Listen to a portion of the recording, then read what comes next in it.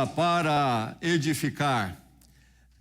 Esta é a mensagem da palavra de Deus, porque o nosso Deus é o Deus da edificação, enquanto que o mundo é especializado em destruição.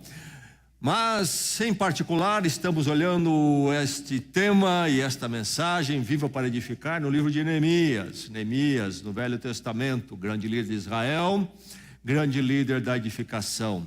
Neemias era o homem que edificava e edificou, mas edificou porque o Deus a quem ele servia é o Deus da edificação, é o nosso Deus. E Deus tem agido na história, a história da salvação, da redenção, já no princípio, lá no Jardim do Éden, em Gênesis, prometendo a reedificação do ser humano, o resgate do ser humano, e chega essa história da salvação ao seu cume em Jesus Cristo, a grande obra de resgatar o ser humano da destruição para a edificação. Servimos a um Deus que edifica. Livro de Neemias, então, um instrumento, Neemias, um instrumento de Deus, no momento, numa pequena parte desta longa história do povo de Israel, que vai dar em Jesus Cristo, mas Neemias tem a sua contribuição para a edificação, segundo o modelo e o propósito do seu Deus na história. Onde e como viveu Neemias, esse companheiro antigo. Lá está Israel, então, no Velho Testamento, ano de 587, e o rei Nabucodonosor, imperador do grande império da Babilônia na região, arrasa Israel, arrasa Judá, arrasa, então, Jerusalém, destrói o templo, símbolo da presença, da glória de Deus, e destrói as muralhas, leva muitos cativos para a Babilônia, milhares. Por quê? O povo de Deus andou para longe, longe de Deus, e não ouviu a voz dos profetas advertindo. E chega esse momento, o momento de uma correção.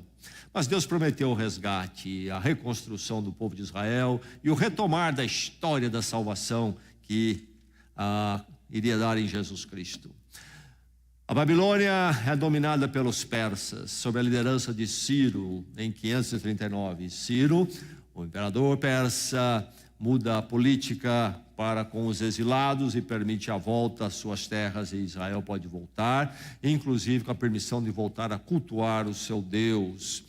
E então voltam, e sob Zorobabel, em 536, primeira leva chegando, reconstrói o templo, mas muito ainda por ser feito. Neemias está lá na Babilônia, ele não voltou.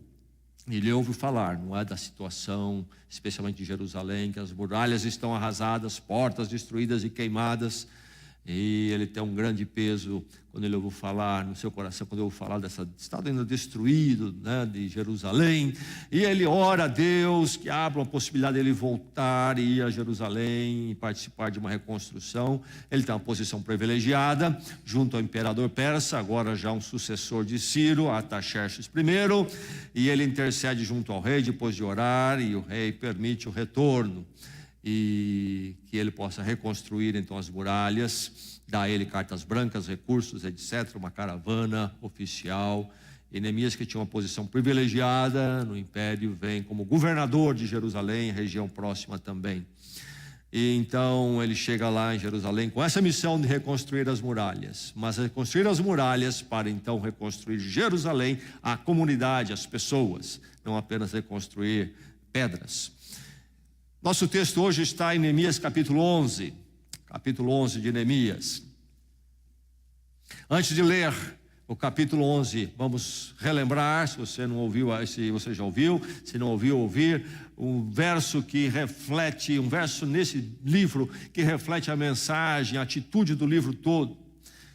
Diz assim o verso 3 do capítulo 6, estou executando um grande projeto e não posso descer. Palavras de Neemias. Por que ele disse isso? Neemias, quando se propõe a reconstruir, chega em Jerusalém e encontra todo tipo de oposição. Os povos da vizinhança, governadores dos povos da vizinhança não queriam levantar de Jerusalém outra vez. E se opõem, tentam diversas táticas. E há um momento quando eles tentam essa tática de convidá-lo para uma mesa de conferência, para discutir as diferenças entre eles. E num lugar longe de Jerusalém, teria que se afastar, abandonar o projeto por dias. e ele sabia, inclusive, que havia má intenção no coração deles, possivelmente, um complô para assassiná-lo. E ele está lá em cima, trabalhando, quando chega a comissão, convidando para essa mesa redonda, numa outra cidade. E ele responde: estou executando um grande projeto, não posso descer. E é assim que deve ser na minha vida e na sua vida. Deus está fazendo uma grande obra na minha vida, na vida da sua família, na sua casa, que nada o faça parar, distrair, se afastar, interromper. Que nenhuma artimanha do mundo, nenhum holofote do mundo, nenhuma conversa da parentela faça você interromper o seu projeto para os seus filhos, seu matrimônio, para você mesmo. Assim se cumpre em nossas vidas, amém? Neemias capítulo 11 é o nosso texto. A palavra de Deus para a sua vida nesta noite. Uma palavra da história. Vamos ler uma palavra da história, um registro de um momento histórico. Então as muralhas estão prontas e começa toda aquela obra, já temos lido nos capítulos anteriores, de agora reconstruir a comunidade e também a região ali chamada Judá, e toda aquela região em volta de Jerusalém, quilômetros e quilômetros ali à volta. E o capítulo 11 então continua nessa direção, nesses passos de reconstrução da comunidade agora. Verso 1 diz: os líderes do povo passaram a morar em Jerusalém, e o restante do povo fez um sorteio para que de cada 10 pessoas, uma viesse morar em Jerusalém, a santa cidade, e as outras 9 deveriam ficar em suas próprias cidades. O povo abençoou todos os homens que se apresentaram voluntariamente para morar em Jerusalém. Alguns israelitas, sacerdotes, levitas, servos do templo e descendentes dos servos de Salomão viviam nas cidades de Judá, cada um em sua propriedade. Estes são os líderes da província que passaram a morar em Jerusalém. Além deles veio gente tanto de Judá quanto de Benjamim viver em Jerusalém. Dentre os descendentes de Judá, Ataías, filho de Uzias, neto de Zacarias, bisneto de Amarias, e aí Amarias, que era filho de Cefatias e neto de Malael, e assim por diante. Então vai essa descrição. Verso 7: dentre os descendentes de Benjamim, saiu o filho de Mesulão, neto de Joede, bisneto de Pedaías, e Pedaías era filho de Colaías, e assim vai então os líderes aí de Benjamim. Verso 10: dentre os sacerdotes, Gedaías, filho de Joiaribe, Jaquim, Seraías, filho de Ilquias, neto de Mesulão, bisneto de Zadok. Verso 15: dos levitas, dentre os levitas, Semaías, filho de Assub, neto de Azerição, bisneto de Asabias, tetraneto de Buni, Sabetai e Josabade, 2 dos líderes dos levitas encarregados do trabalho externo do templo de Deus. Metanias, filho de Mica, neto de Zabdi, bisneto de Asaf, o dirigente que conduzia as ações de graças e as orações. Baquebuquias, o segundo entre os seus colegas, e Abdá, filho de Samua, neto de Galau, bisneto de Jeduntum. Os levitas totalizavam 284 na cidade santa.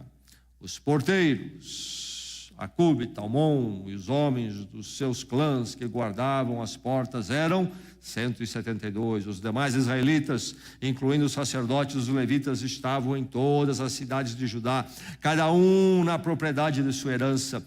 Os que prestavam serviço no templo moravam na colina de Ofel, Ezia e Gispá estavam encarregados deles. O oficial superior, um dos levitas em Jerusalém, era Uzi, filho de Bani, neto de Asabias, bisneto de Matanias, tetraneto de Mica. Uzi era um dos descendentes de Asaf, que era responsável pela música do templo. Eles estavam sujeitos às prescrições do rei, que regulamentavam suas atividades diárias. Petaías, filho de Mesesabel, descendente de Zerá, filho de Judá, representava o rei nas questões de ordem civil. O verso 36, então, essa lista continua ali onde interrompi, outras indicações das distribuições e dos envolvidos. O verso 36 encerra o capítulo.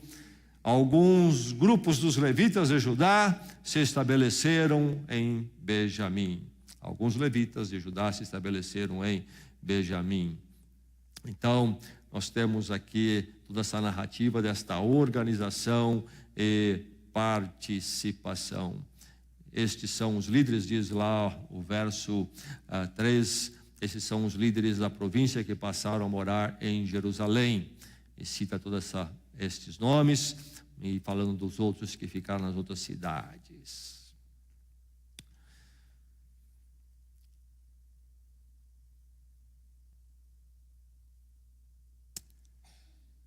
Casamentos adoecem ou morrem. Isso pode acontecer.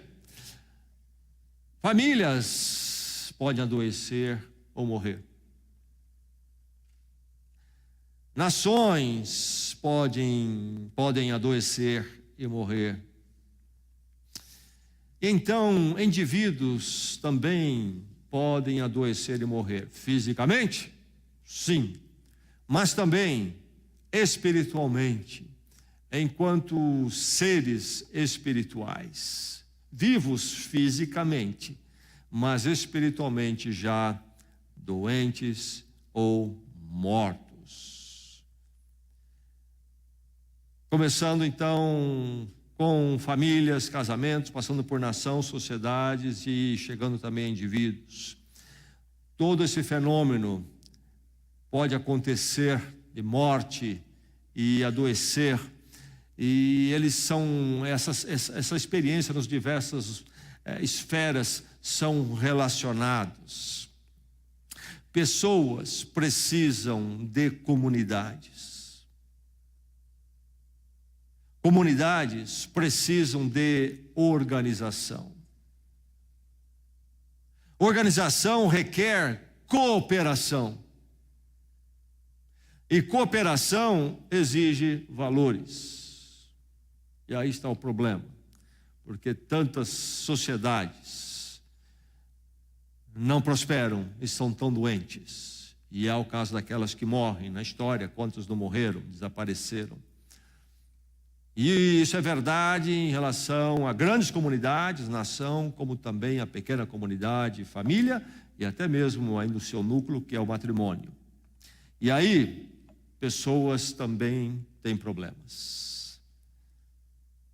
Comunidade, cooperação é algo fundamental para nós e nós somos também fundamentais para a cooperação em comunidade. Vice-versa, uma simbiose entre indivíduo e comunidade, passando então por organização, cooperação e valores nessa simbiose. É fundamental. É importante notar a essa altura que o Deus cristão é único, é unitário, mas ele também é trinitário, é triuno. É uma comunidade, ao mesmo tempo que é um Deus só. E quando Deus se move para criar o ser humano, ele cria a comunidade, cria o indivíduo para a comunidade para o indivíduo. De início já estabelece o matrimônio, uma comunidade de dois.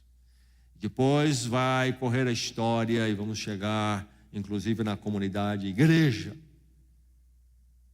A comunidade está relacionada totalmente à nossa criação, em quem nós somos.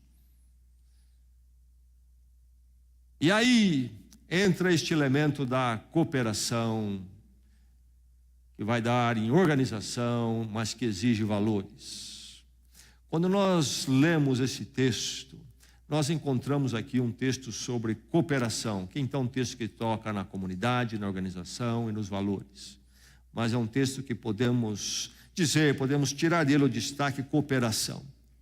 Se é sobre isto, o que esse texto fala a você e a mim nesta noite? A mensagem desse texto é: promova a cooperação. Promova a cooperação. Você é alguém que promove a cooperação. Promover a cooperação é fomentar a cooperação pelo objetivo da fé. Como fomentar a cooperação? como promover cooperação? É pelo objetivo da fé, da fé. Nós encontramos aqui nesse texto toda esta narrativa de cooperação, envolvendo organização, com base no quê? No valor da fé, no valor da fé. Jerusalém é chamada de cidade santa aqui 2 vezes nesse texto. Na manifestação de Deus do Velho Testamento, Jerusalém era fundamental para aquela manifestação que haveria de chegar a Jesus Cristo.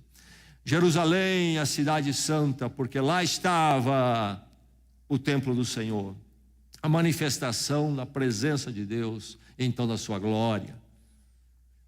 E foi assim até a chegada de Jesus Cristo, porque tudo que o templo era se cumpre em Cristo. Tudo que se fazia no templo, todas as liturgias, eram sombras daquilo que haveria de acontecer em Jesus Cristo.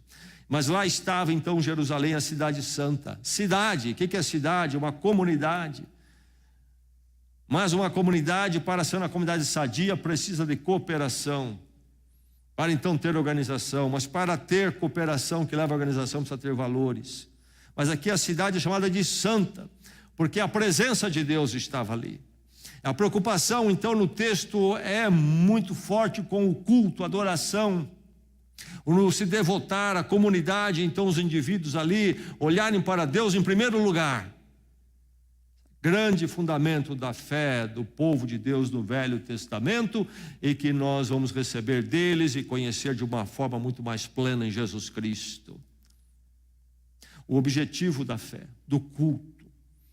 Você precisa olhar para esse objetivo, para a sua vida, para encontrar então o valor básico, o valor primeiro, do qual decorrem os outros valores, que haverão de lhe dar a motivação, a justificativa e até o dever da cooperação com os outros.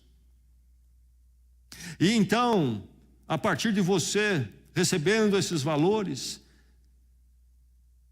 promover a cooperação e a comunidade além de você. Enfim, a fé aqui é encontrada com uma preocupação muito grande. Diz aqui que Uzi era um dos descendentes de Asaf, que eram responsáveis pela música no templo de Deus. Uma nação, um povo, uma comunidade, onde se falava de governo civil, nós lemos.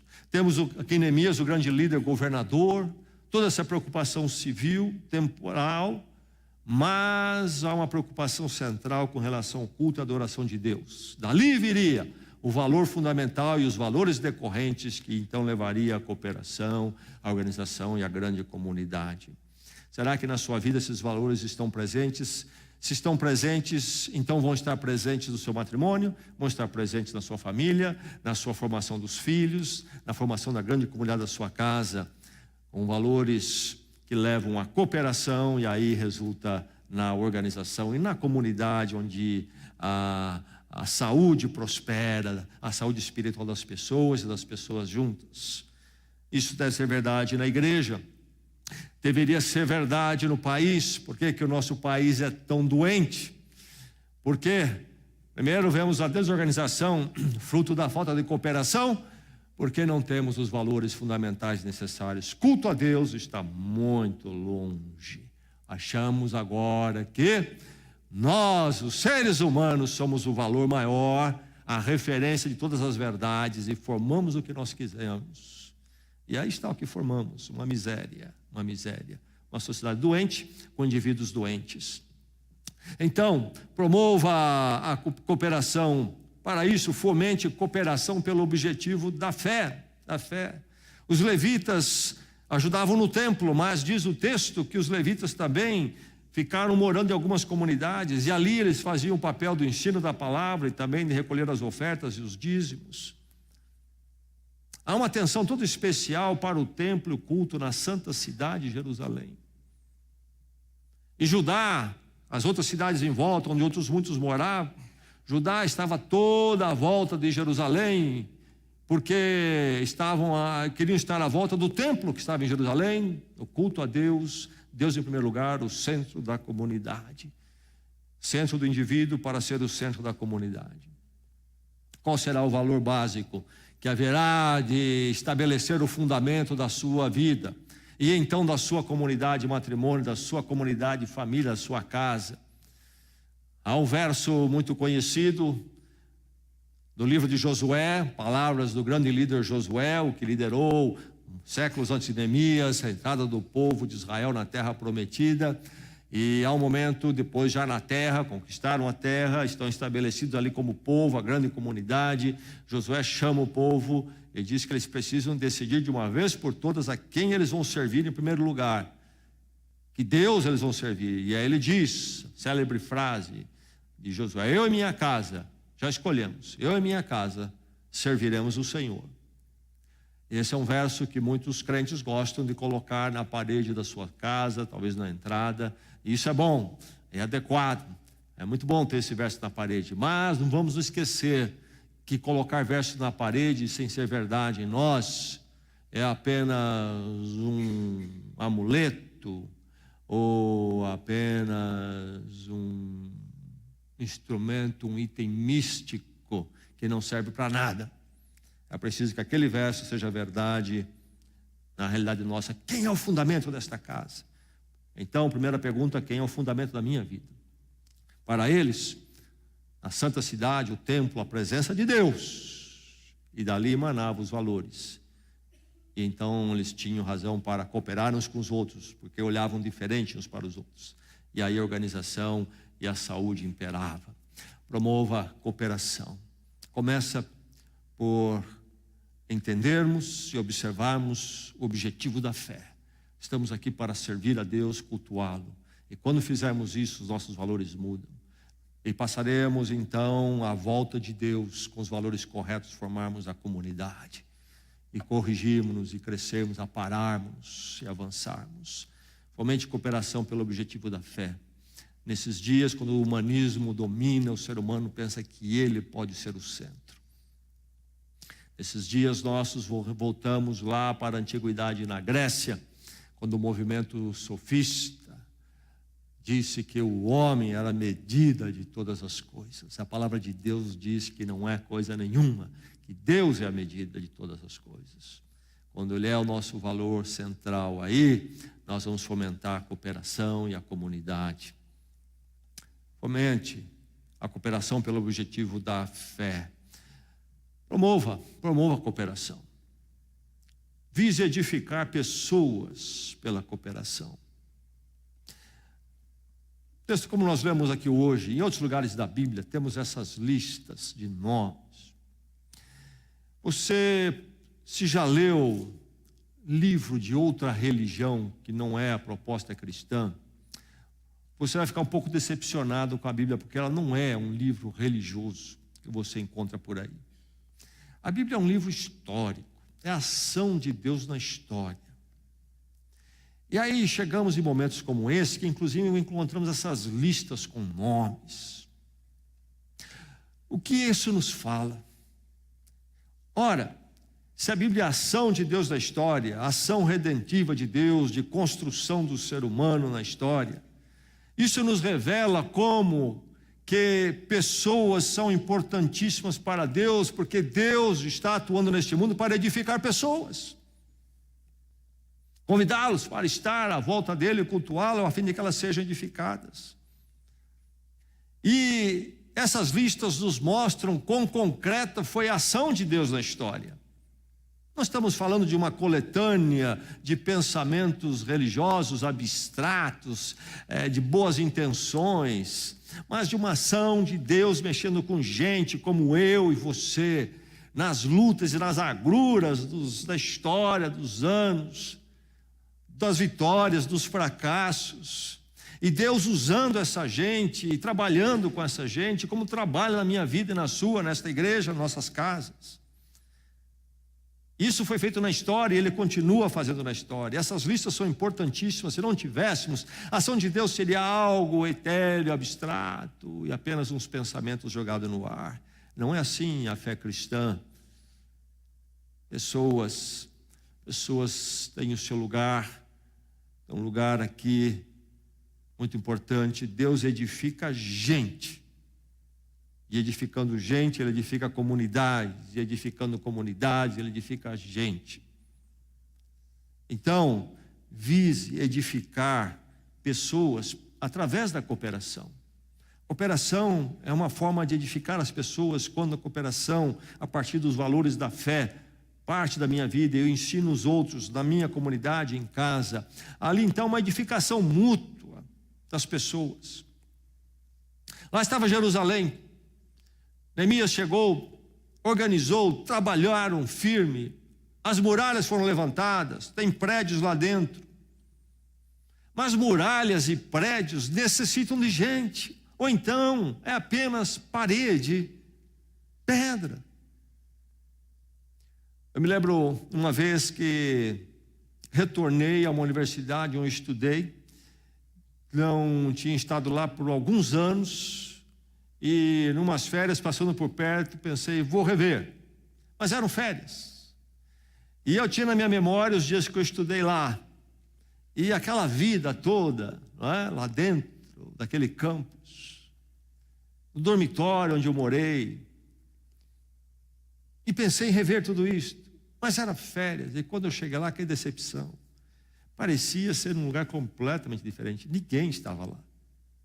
Ninguém estava lá. Foi um desapontamento muito grande para mim.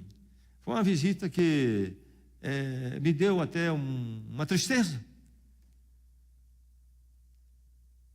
Casas, por melhores que sejam, luxuosas, mas se não tem ali dentro a cooperação que resulta em comunidade, é um sepulcro caiado, belo por fora, morto por dentro.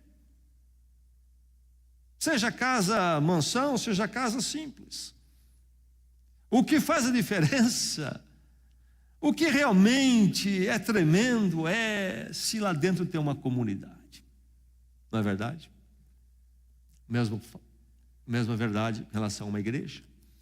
Um país, fronteiras. Mas há uma comunidade dentro dessas fronteiras ou não? Há cooperação? Não há, por quê? Porque não há valor básico. A preocupação lá era com gente, a lista das pessoas, quem foi morar em Jerusalém, quem não foi, como é que isso era organizado no propósito de Deus.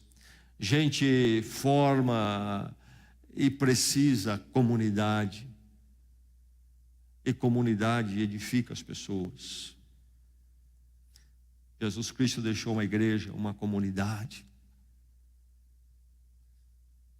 Pessoas e comunidades são edificadas pela cooperação.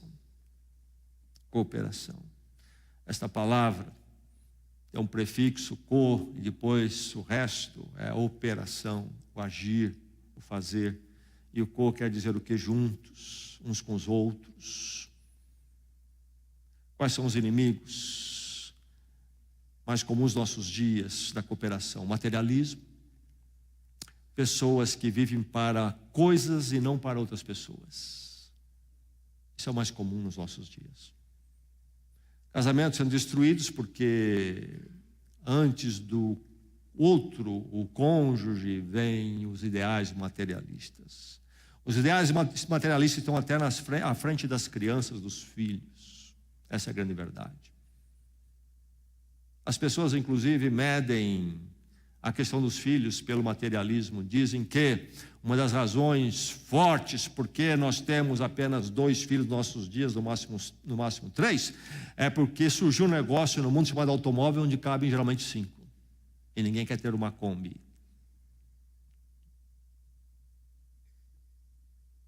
Individualismo, outro inimigo.